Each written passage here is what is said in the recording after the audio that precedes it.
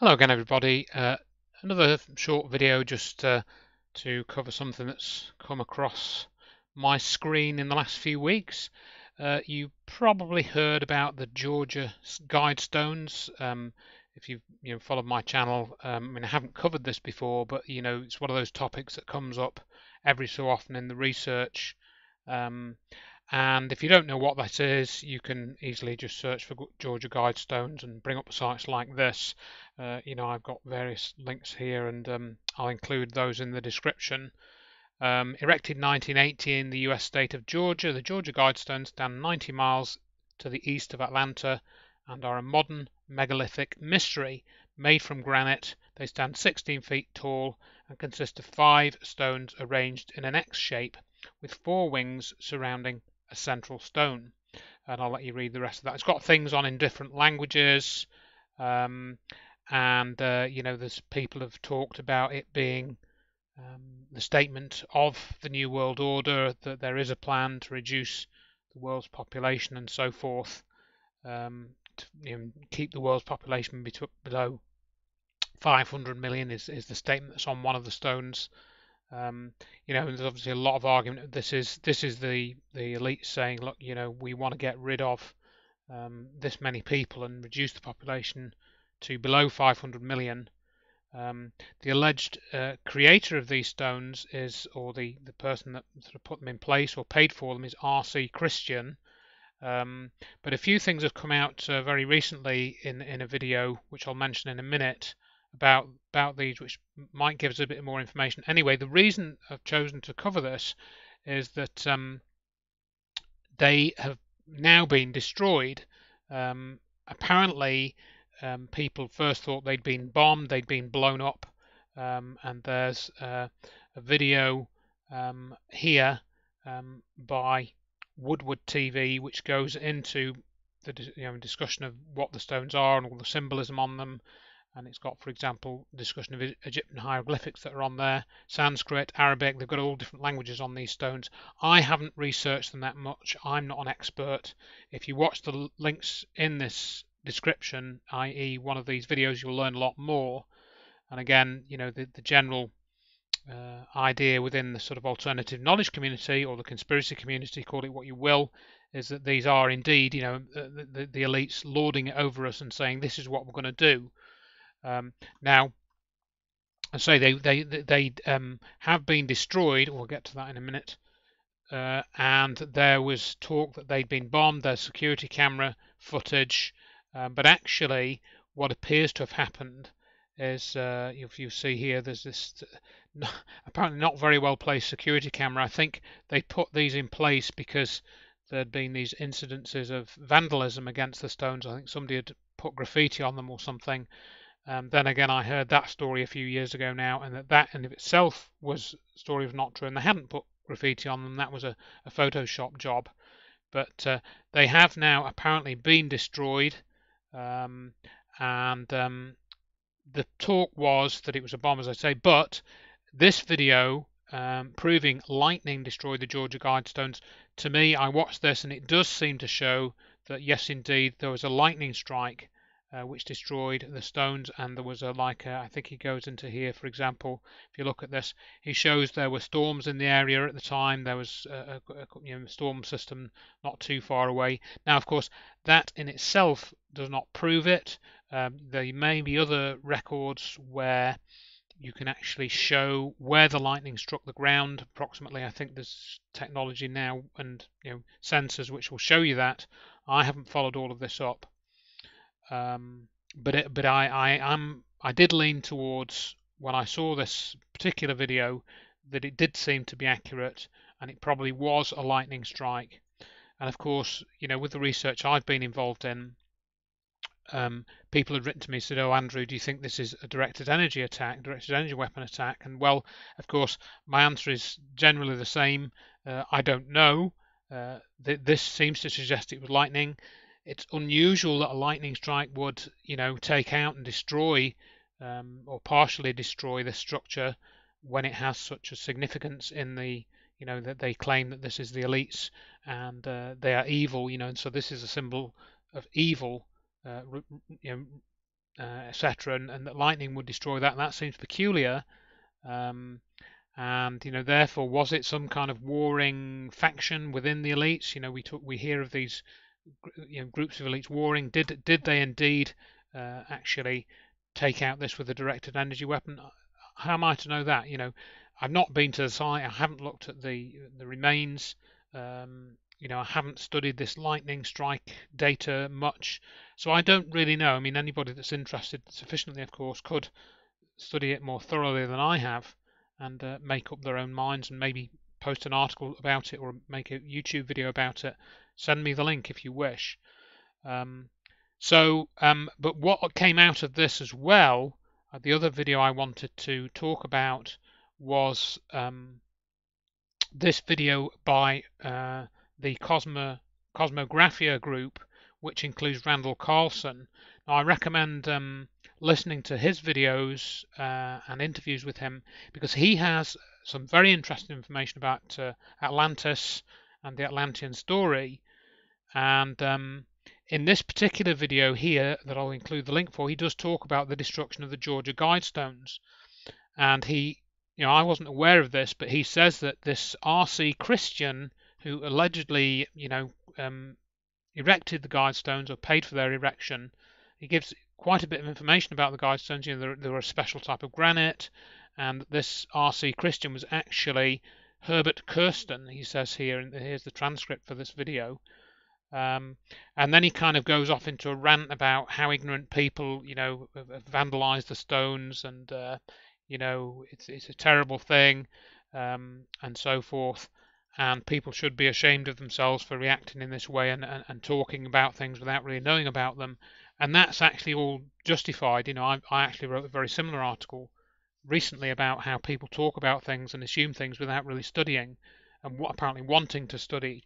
But this video does contain some interesting statements from Carlson.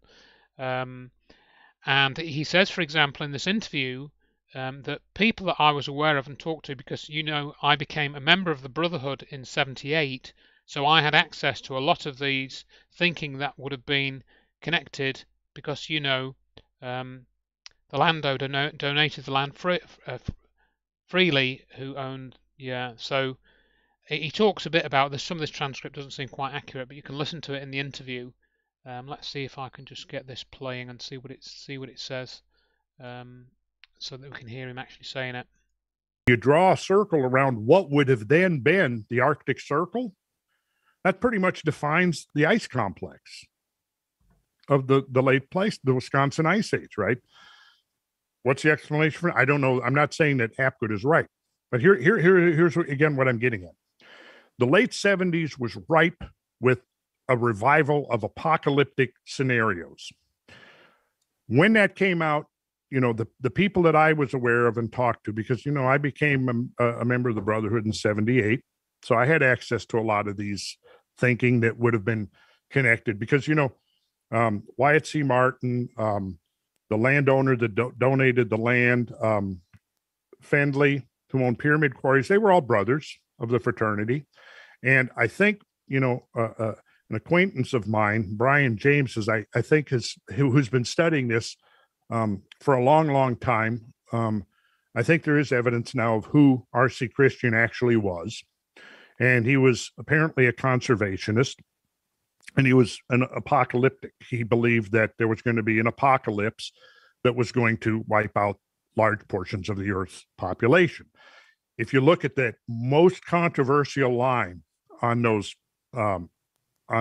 guidelines, it says maintain population at 500, not reduce the population to 500 million, maintain it at 500 million. Right. We're seeing all kinds of evidence now that there have been bottlenecks in the human population going back 70, 80,000 years. And it looks like there is some major, and it's something we've got to circle back to, because a lot of new stuff is coming out and that we haven't covered in depth, suggesting major bottleneck of the human population at the Younger Dryas. In fact, it may not be wildly speculative to say that the human population planet-wide may have been reduced to a few 100,000 people, right? So in a case like that, we're well below that 500 million mark. So now, from what I recall, Archie Christian's actual name was Herbert something. He was a conservationist who did believe that uh, the population explosion was a big problem. But he was also like I said, he was an apocalyptic. And if you look at what, in fact, I wrote something. I think I have it right here. Let's see. I do believe. Let me inject something there while you're looking for it, Randall, because you brought it up earlier. Amongst all those. Well, I'll let you listen to that separately, but he talks a bit more about the Guidestones after that, so you can listen to that separately. But you can see that he argues that these were actually meant to be a time capsule, these Georgia Guidestones, and they weren't at all meant to be an announcement of the plan for population reduction. And that I think there's a fair argument, but unfortunately then Randall Carlson goes into a rant and talks about vandalism when, again, he himself may be making incorrect assumptions if indeed the stones were destroyed by lightning and not by vandalism. So that again it re-emphasizes the need for careful research and without making assumptions because of emotive situations. So anyway, I'll let you investigate that further, but to add on a couple of things, just sort of on the tail end of this, I suppose, somebody wrote to me and said, "Oh, Andrew, why is nobody talking about crop circles? Are any crop circles forming?" And the answer to that is yes, and indeed we had quite a spectacular one only a few days ago. I'm recording this on the 29th of July, but this one appeared in, as you can see, Etchelhampton, Wiltshire, and there's a nice video here that's been done by a drone. So you can have a look at this, and indeed you can see it is apparently laced with Masonic symbolism. A symbol which looks like compasses, and this eye in the triangle, etc. And so there you go. This is another fairly spectacular formation, and you can read my book about which includes about 90 pages about crop circles, which pretty much contains my conclusions about them. I'll bring that up on the screen now, actually. So if you want to read my take about crop circles and my conclusions on that, I did study them for quite a few years on and off, then you can look at that book, and it's for a free download from this link. I put a lot of information in there, and that's kind of separate to what we're talking about regarding the Guidestones, but I just thought I'd bring it in because of this crop circle which has appeared. So that's just an add-on to this. And then I suppose there's another add-on. One of the things that people do sometimes struggle with is this idea that there is some kind of secret society which seems to have some links with the Freemasons and other groups, which is running the planet and has been for millennia or tens of millennia even. Then, for example, I talk about occasionally the Jehovah's Witnesses, which of course is this fundamentalist religious cult. Really, it's not. People that are members of the Jehovah's Witnesses wouldn't like me calling it a cult. But again, what I point out to these people when I've had them on the doorstep like many of you, is they don't even know who started the Watchtower Society, as the Jehovah's Witnesses used to be called, and it was this fellow Charles Taze Russell. And he was born in 1852, died 1916. So the Jehovah's Witnesses haven't been going all that long, not much over 100 years. They, for example, predicted that the world would end in 1914, and then it became 1918, and then it became 1940s or something. So they made all these apocalyptic predictions. But again, you go to his grave in Pennsylvania, and Pastor Russell is buried under this very Christian-looking, and I'm being sarcastic, 8-foot pyramid with this crucifix and this rosette here. Is that a Christian symbol? Well, yeah, clearly the crucifix is, but what about the rest of it? So, again, what does that tell you? Does it prove anything in of itself? Well, I suppose not, but it is extremely peculiar when this is meant to be basically a Christian, a branch of Christianity, etc. So there you are. I'll leave you with that, really. I think that's all I wanted to say for now. You can keep up to date with the website and the postings there. I think I'm going to have a new article appearing tomorrow. that I've just reposted from somebody else, so you can have a look at that. So again, thank you for watching, and I always enjoy reading your comments and passing on useful snippets of information and stuff. That's really helpful. And indeed, these videos that I've talked about were all sent to me by various readers. I don't think I've found these myself, so I'm always grateful for these contributions, and glad to be able to put some commentary onto them. And so thank you again, and I wish you well for the rest of today and for the rest of the month, etc. And I'll talk to you again